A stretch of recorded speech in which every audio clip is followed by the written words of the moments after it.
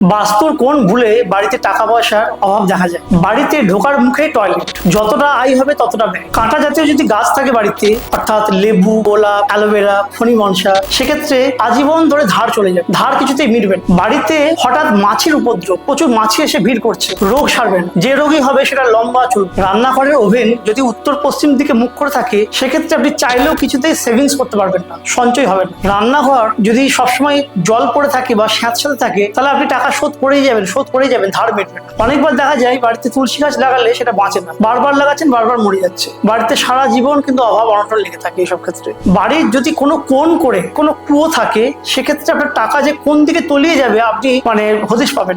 ঘরের ভেতর যদি লম্বা বিম থাকে, সেক্ষেত্রে কিন্তু আপনার অনেক টাকা মার্কেটে আটকে থাকে, আপনি উদ্ধার করতে পারবেন। বাড়িতে যদি ঠাকুরের কোনো ক্যালেন্ডার থাকে, সেটা যদি আগুনে যদি পুড়ে গিয়ে থাকে, সেক্ষেত্রে কিন্তু আয় যত হবে তার থেকে বেশি ব্যয় হবে। বাড়িতে যদি জীবন্ত মাছ, যেমন কই মাছ, মাগুর মাছ, এগুলো যদি রাত্রিবেলায় রেখে দেন, পরের দিন সকালে রান্না করার জন্য জ্যান্ত রেখে দিলেন, সেক্ষেত্রে কিন্তু অনেক ক্ষেত্রে, সব ক্ষেত্রে নয়, অনেক ক্ষেত্রে বাড়িতে বিশাল বড় আর্থিক কোনো ক্ষতির সংবাদ আছে। এই ভিডিওটা আপনার সেই প্রিয়জনের সাথে শেয়ার করুন যাকে এই ইনফরমেশন গুলো জানাতে চান।